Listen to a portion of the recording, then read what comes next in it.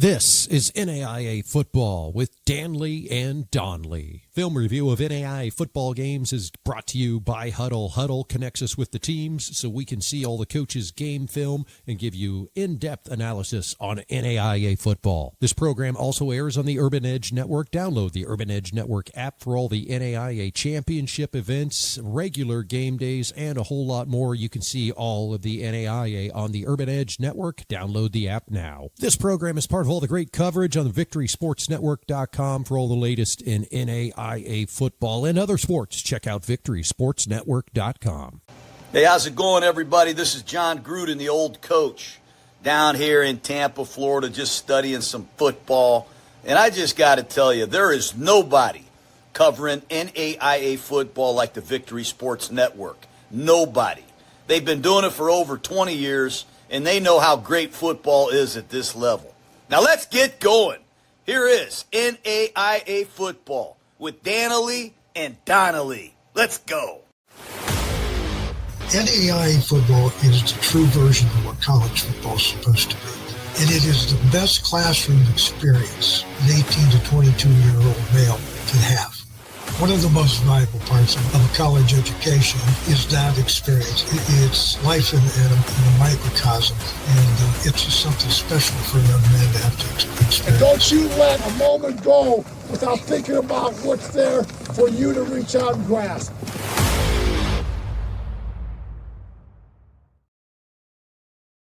Welcome into the Victory Sports Network's NAIA Football with Dannelly and Donley. I'm Jason Dannelly. Thanks for joining us. A little bit different looking studio, as I guess you could say we're out traveling, or I'm out traveling on location for football, not NAIA football. To help us break down the NAIA football semifinals today, of course, is the former offensive coordinator and two-time national championship winning coach. His name is Pat Donley. Pat, we had ourselves some football games today. One of them was, I guess we could say, maybe questionable, at least just from the fact that they couldn't get anything going. And the other one, pretty dang good game. Good having you in, man. Yeah, it's good to see you. One game was fun to watch because the weather was good. The other one was brutal. Yeah, Need skates. Brutal. Need skates, especially the second half. It was like, it was another rough weather game. The Midwest is kind of brutal with weather. Kind of experienced it here in Indiana today and kind of all over the Midwest. So, yeah, it was tough. Grandview's had a couple of bad weather games here in Iowa. So, yeah, another one with Benedictine and Grandview today. Really just not really a good indication, I think, of the best of both teams today. I just didn't see it. It was just kind of a weird game. Grandview really couldn't throw the ball very effectively, ran it pretty well. Didn't see probably the best of Benedictine today, on both facets of their offense. Just kind of tough, but of course, South Florida, beautiful weather. Can we get both games, maybe the semifinals games in a neutral site? It'd be great, wouldn't it? Yeah, the big time guys are doing that. The campus games are the first round of the playoffs here this upcoming week for the Division I guys, and they go neutral sites, the bowl games, or essentially the bowl locations, the Rose Bowl, or whatever. It'd be cool if we could do that, maybe. I guess. Well, and I kind of mentioned pre-show, you and I were talking, you were watching a little film, and we were just chatting there, and I was like, God, I wonder, if they looked into the northern Iowa and playing the game in Cedar Rapids in the Dome or something like that. But for Grandview, playing in a snow game like that with the way they can run the football and how physical they are, it is probably advantageous for them, even though, Grandview did not look like Grandview offensively today. The passing numbers in that game, I've got them next to me here. 36 yards passing for Grandview in the game, 102 yards for Benedictine. The other game, we had all the offense we wanted between Kaiser and College of Idaho today. Yeah, it was fantastic. That was a lot of fun to watch. That was great game to watch. Two tremendous dual threat quarterbacks really dueling it out today. Really, really fun to watch. It sucks somebody had to lose that game, Jason, because I thought COI had moments of just great football today. And, the resiliency of Kaiser, coming back into the game, in the second half. That was a heck of a lead by COI in the first half. And, the resiliency of the Seahawks coming back and putting together a tremendous second half and resiliency and a tremendous home victory to get back into the national championship, Jason, for the fourth straight year. That's remarkable. I was part of a team that did it 3 years in a row, which is incredibly difficult. Can't even imagine 4 years in a row. It's unbelievable. Yeah, 4 years in a row, absolutely incredible for those guys to be back there. We've got a rematch of the national championship between Grandview and Kaiser. We'll break down that game in a little bit. Let's get into the first game here a little bit as I push buttons that are kind of work. There we go. How about that? We get into our first game of the NAIA Semifinals between Benedictine and Grandview. Let's break this one down a little bit more before we get into that championship game, Pat. And you kind of alluded to it in your talk. Snow-covered game, snow-filled game, a nice skating rink. There was times in the game where I was literally counting lines going, okay, they're on the 5, 10, 15, 20, 25, 30, 35, about 37. They're about on the 37 here. And then trying to, okay, that was a 5, 10, 15. There weren't a lot of big plays in the game that you had to worry about. That some nice runs in it, but ultimately, man, it was a tough game that was not indicative, I think, of what both teams could really do in a NAIA semifinal. Yeah, it's frustrating because you could see both offenses wanted to take some shots, even in the rough conditions. Because I will say this, and I didn't mention this a couple weeks ago in the St. Francis Grandview game, because there were some big plays in the passing game, at least early in that game. It is really, really difficult for defensive backs, Jason, because the offensive player knows where he's going. The defensive player doesn't know where the offensive player is going. He's kind of sitting there like, I got to react to this route and this break, and I'm not real sure where he's going to go. That's really, really hard for a defender. And you could see Coach Osborne, really did try to manufacture some plays against that, tremendous Grandview defense. You saw a flea flicker try. You saw some double moves off play action. He was trying to manufacture kind of what we talked about in our preview last week, Jason, that he was trying to manufacture some big plays against the Vikings. You could see Coach Osborne doing that in the first quarter. And the sad thing is, Jason, he had a couple of them. It just all couldn't get there. I mean, it's just the weather conditions are so brutal. And I thought Dooley, all considering, I think the wind chill, Jason, was like single digits. Because I know so I live about 400 miles east of Des Moines, almost due east. It's now that temperature here now, so I think we're getting it. And you're talking, it is brutal outside right now. So I think Dooley made some great throws, all considering. That's the worst conditions of all time to try to throw the ball down the field. And you could see, like, they're trying to do it, and it's almost impossible, the conditions. Yeah, and you start going through just you think about weapons in this game, and two big weapons that we saw a week ago when Benedictine was able to get the win over Friends were Tanner Zimmerman and Titan Osborne at the wide receiver position. Today, essentially neutralized because you just couldn't get anything going with those guys. A little bit the same for Grandview and their wide receivers, but Grandview, they do so much out of the run, +1 running game, obviously, with Jackson Waring, a couple different backs being able to get the ball going.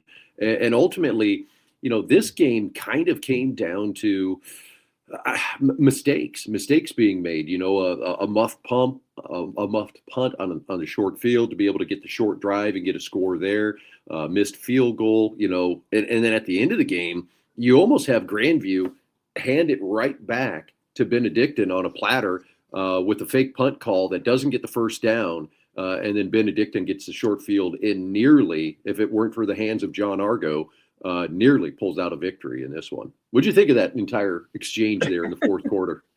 It was odd, quite odd. So Grandview is a shield punt, and you can see what they were trying to do.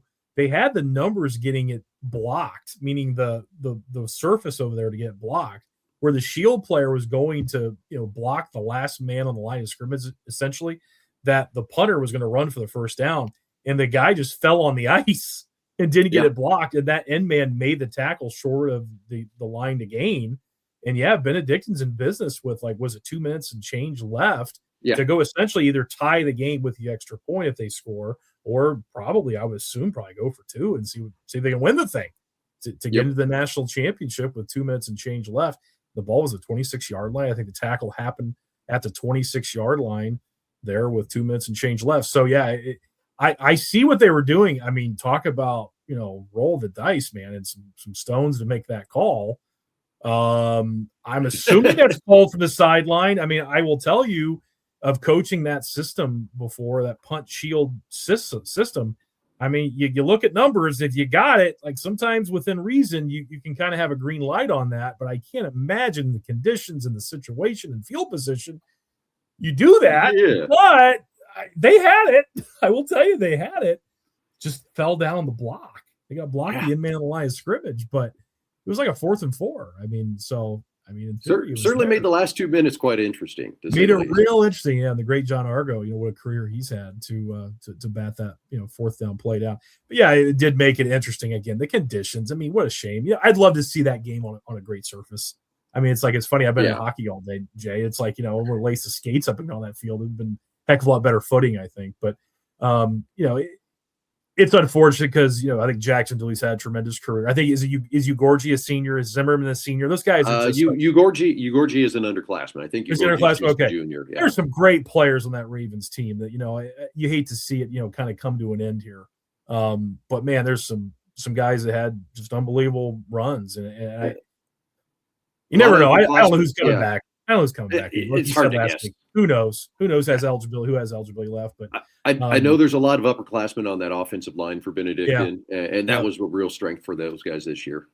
No doubt. And it's a good football team, and I think Coach Osborne, think the world of him. I think he's a heck of a ball coach.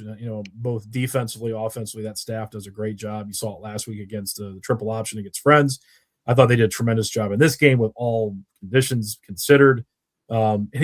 Jason, I can't tell you, just looking at the game, from a coach's point of view, they had some big plays drawn up. They had them. Do you remember? Do you remember the botched flea flicker? They had that one too.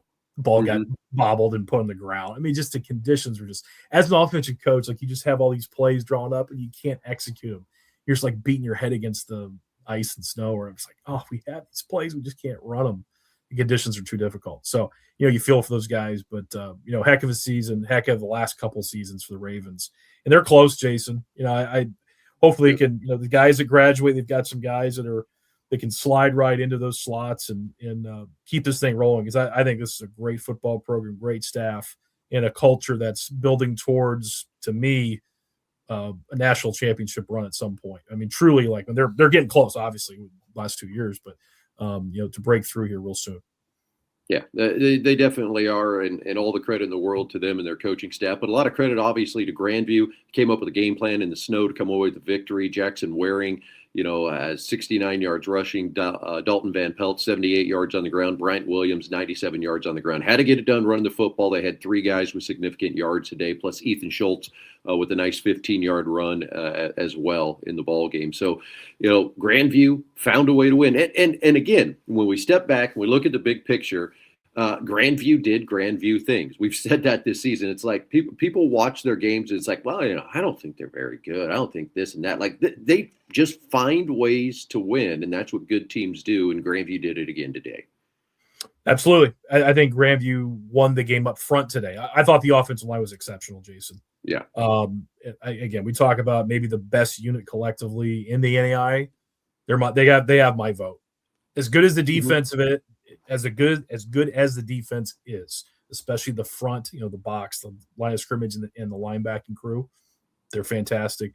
My vote might go to that offensive line. They are exceptional. Sure. They are exceptional, and collectively working together the way that they play, I thought they were tremendous in this game. I mean, substantial amount of rushing yards. They had 3 main ball carriers that were all, just had space, and there was significant movement up front against a tremendous defensive front of the Ravens. And you saw that movement all day. Those red shirts got tremendous push. And as we preview this national championship, that was, to me, the key to victory last year. And we'll see if it's going to happen again next week, because that offensive line was the X factor. Absolutely. It's a good transition to get us talking about Kaiser and College of Idaho, which I would say was a full-fledged football game. Not that, Grandview and Benedictine wasn't a full-fledged football game, because obviously they played 4 quarters, had 60 minutes, but it wasn't those 2 teams at their best.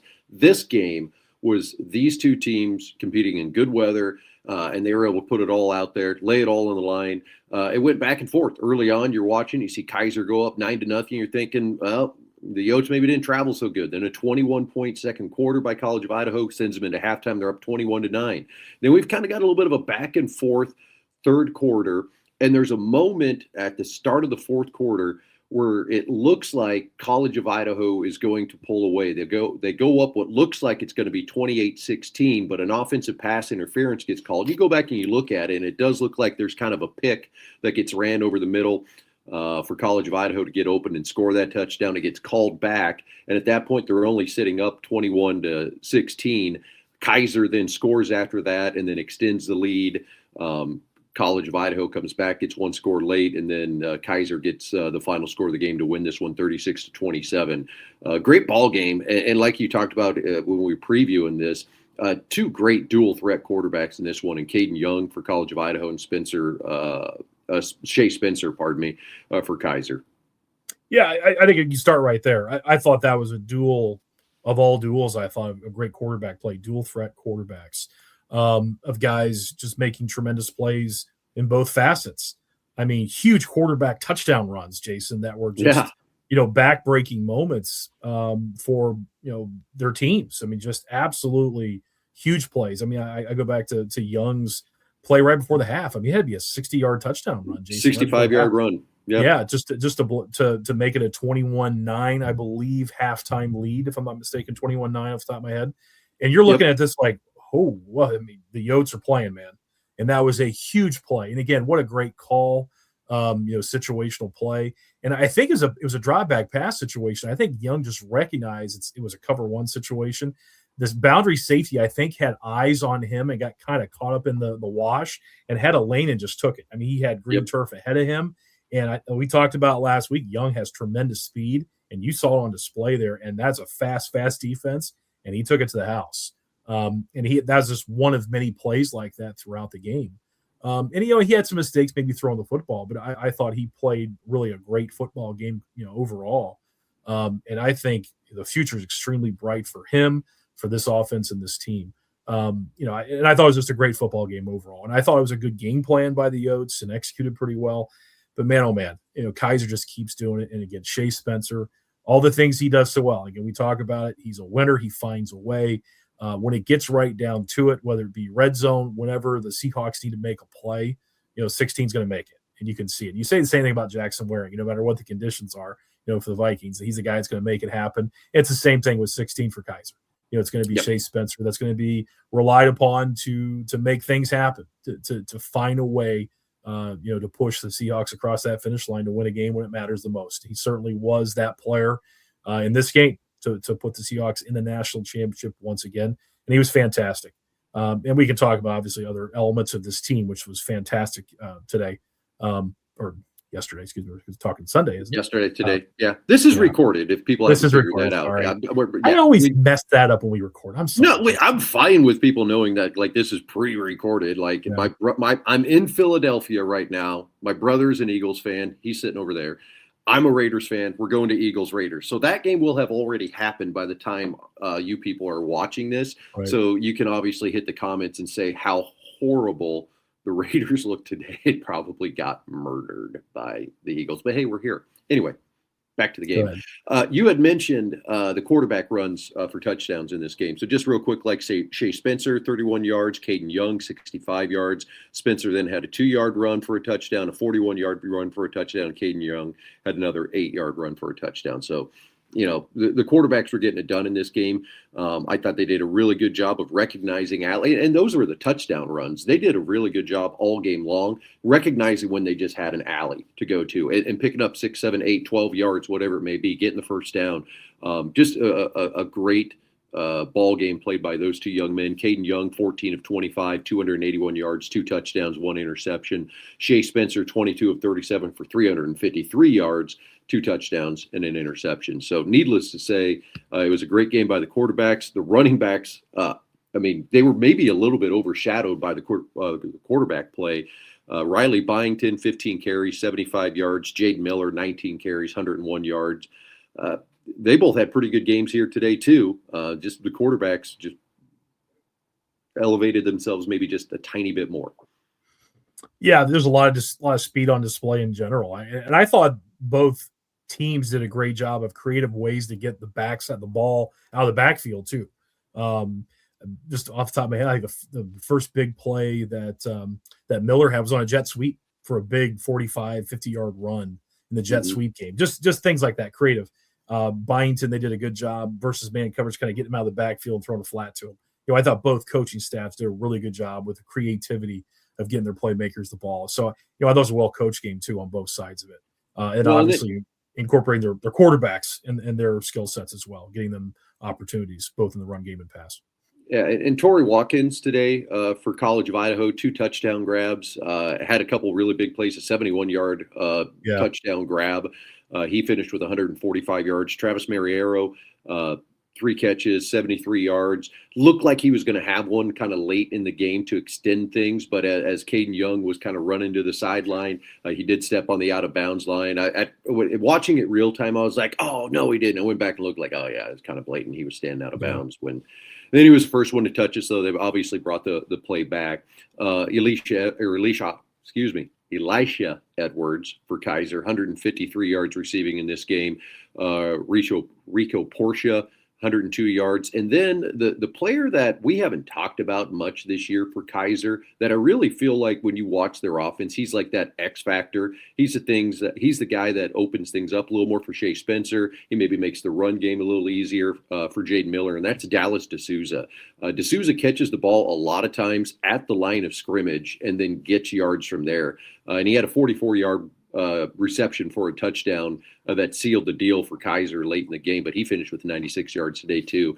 He's kind of that guy, a couple years ago we talked about with Kaiser, they've got some guys you just have to account for him on every play. He's that guy for them again, where you got to see where he's lining up, where he's going in motion, because there's probably a play being made for him. Yeah, tons of weapons. I mean, you're really seeing Kaiser with multiple weapons.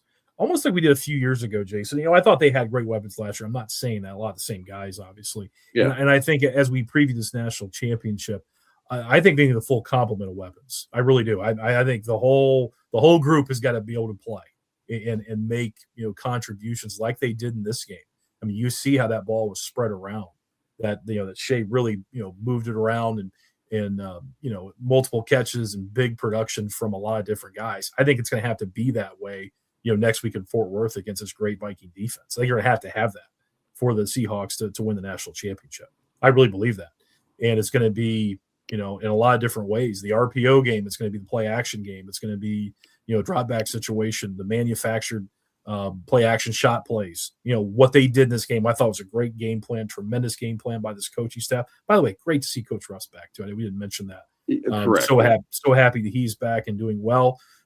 Happy he's going to be available for the national championship, obviously, so it's wonderful.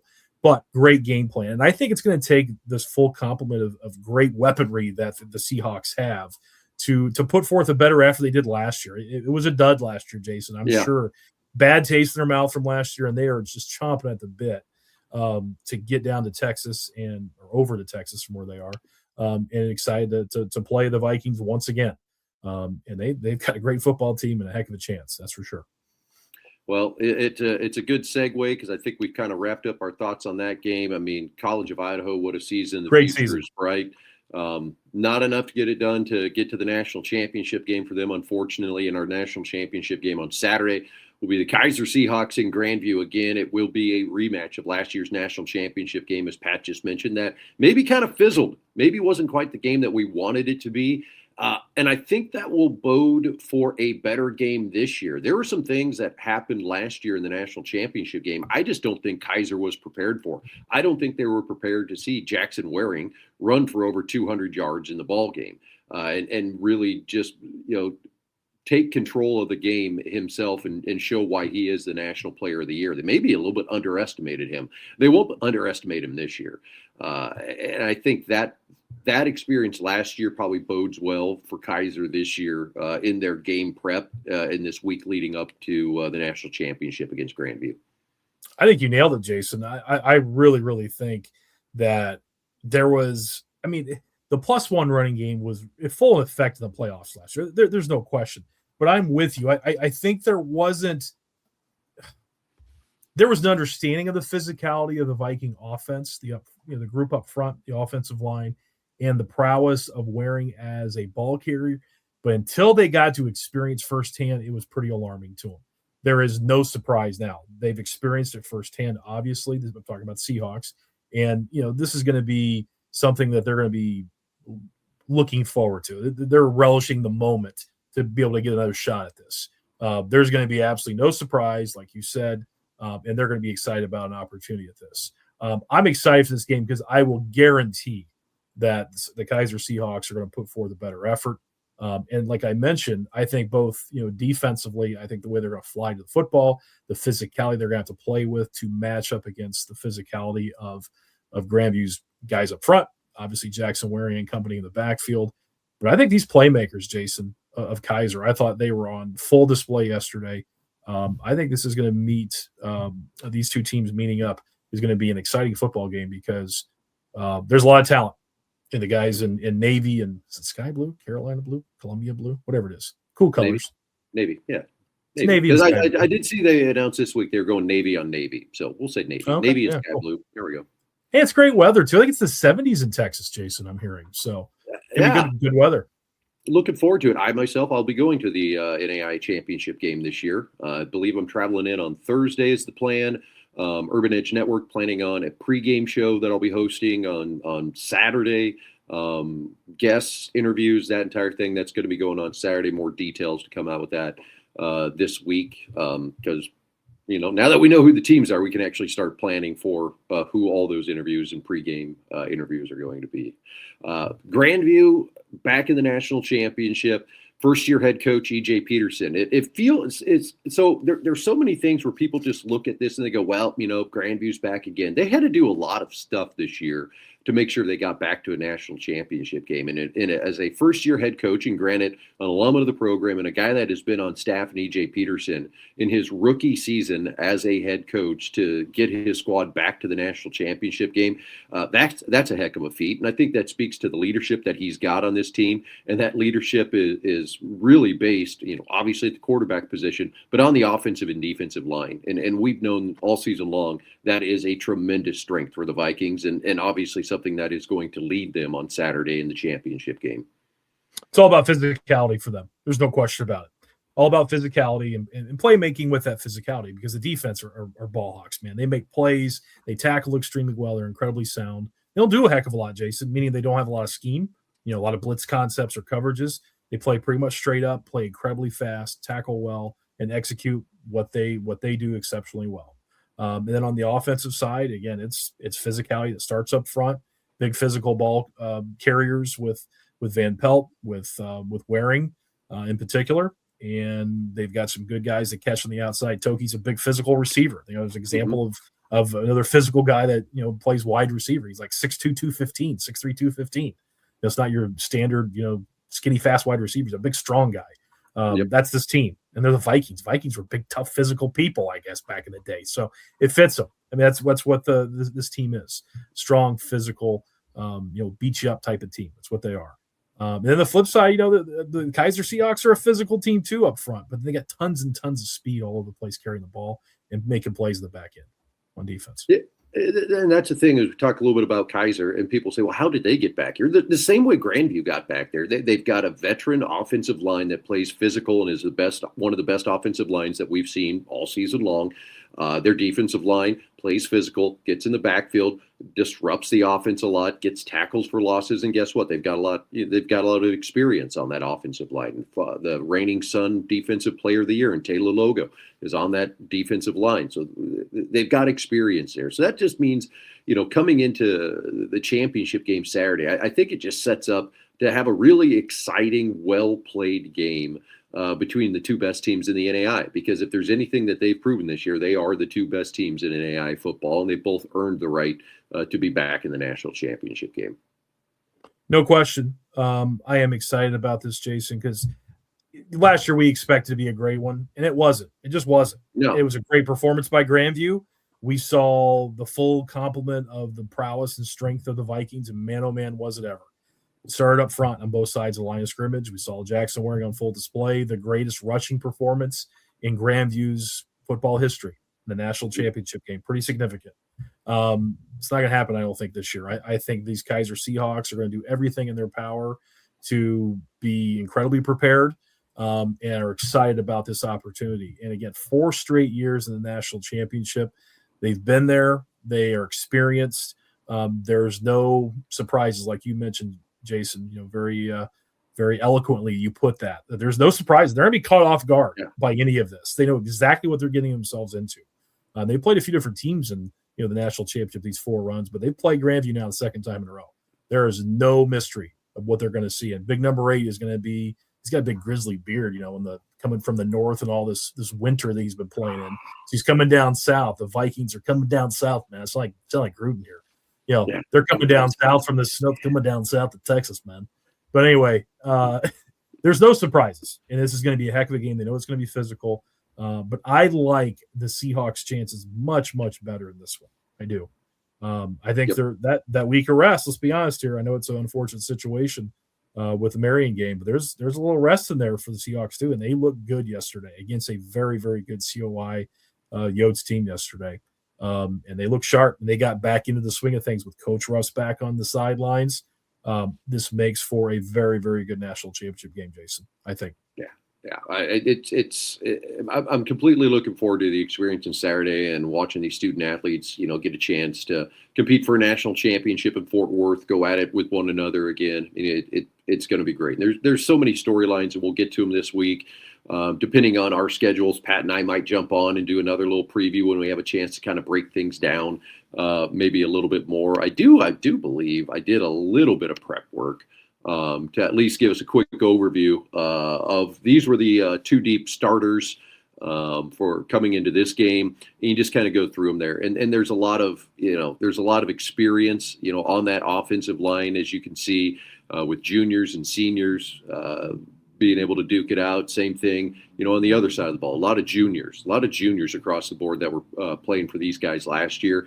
And then the big senior in Taylor Logo. So, I mean, we'll get more into this throughout the week, and we'll talk about it. Grandview, their starters looking, as you can see there, a lot of veteran experience on that defensive side of the ball, that defensive line. Those guys just get at it between, Trudeau and Filer, causing a lot of havoc in the backfield.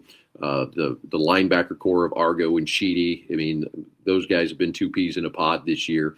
And Argo with the big play, obviously, this week to help Grandview secure that victory. And then on the offensive side, you just go right down the offensive line there, senior, redshirt, junior, senior. I mean, I think every coach in the NAIA would like to have a group like that they can just plug in every year and have upperclassmen with a lot of experience playing football. Tons of experience in a team that's been incredibly successful, and a team that's won the national championship. And there is team that has experience. Both these teams have had this experience, and there is something that is incredibly important about having experience. And this isn't a distraction to them, Jason. New location for both, obviously, which is different. A little better, probably a little better weather. Go a little further south, and a little different cuisine probably for the pregame meals. Steak, baby. That. We're eating steak and potatoes this year. Steak, barbecue, whatever it may be. A little Tex-Mex, not all bad. But it's going to be a good experience. And again, this is not going to be a big thing. It's going to be a business trip. Before, Jason, I will tell you from experience, national championship is like a bowl game. Like, you're there too long. I think now, not having the bye week before the game, it's less of the bowl game type feel, where it's more of a business trip. You're in and out. You're there to play the game. It's not all the hoopla and distractions. It's much more of a business trip. So these teams are going to be ready to play. Yeah, you wish you could give the kids maybe at least one more day. I mean, there's no happy medium because, like you said, 2 weeks almost seems too long. 1 week seems too short. It's like a couple of years ago, they played the game on Monday. So that wasn't terrible for planning. It was terrible for watching. That was the first year that we were doing this podcast because I remember taking an extended lunch from my job. And you and I watched the game together as we were, on a stream like this, but not live, and just go, oh, this is going to happen. Oh, this is going to happen. And it was like noon on Monday. It's like, wow, is anybody actually watching this game right now? So this year, a lot better game will be obviously on the Urban Edge Network. Everybody can check that out on Saturday, along with the pregame show and everything that has to go with that. National championship, Pat, you've got some experience in them. What's your advice to the kids? What's your advice to the parents traveling to the game? Yeah, be detailed with your travel as much as you can. That's the tough thing, Jason. I'm sure a lot of this stuff is already pre-planned. Obviously, there's host hotels and, where the visitors stay, where the home team stays, however they determine that. How do they determine that? I'm not even sure. Is it the number one's the home team, number two's? Yeah. So Grandview's the home team. Yeah. So there's, predetermined hotels and all that. Probably pretty simple. I'm sure the parents get opportunities to stay there. Transportation usually is kind of prearranged typically.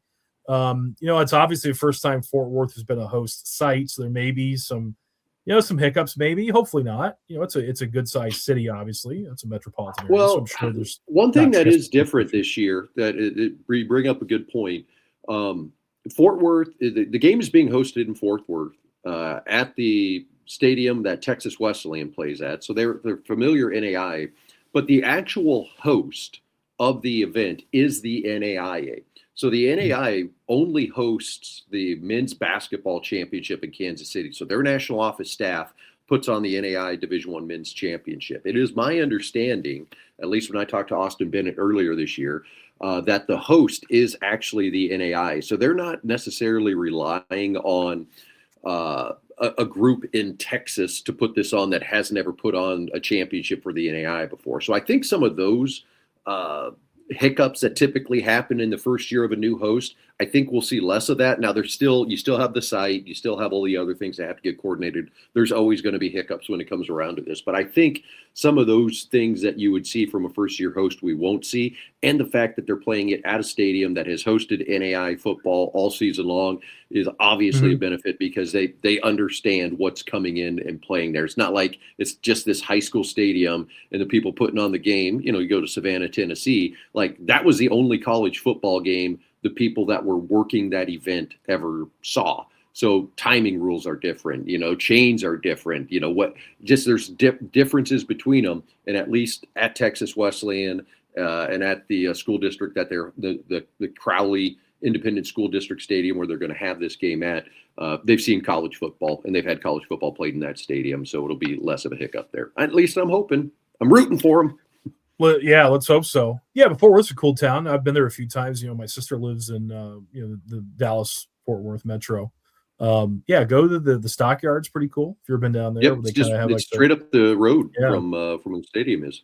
Pretty cool. Yeah, there's obviously fat guy like food, so a lot of good food. Big barbecue guy. I have been known, Jason, in the Dallas Fort Worth area to wait in line an extensive period of time for really top end barbecue. I'm a barbecue connoisseur. If you didn't know this, actually, you do know this. I do. We talk about it all the time.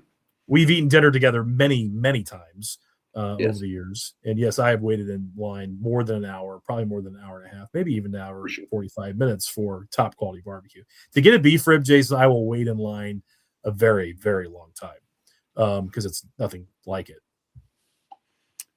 I was going to ask my brother a question, but I think we put him asleep. Oh, nope, he's awake. He's alive. Gus, we're talking about barbecue. You can't hear us.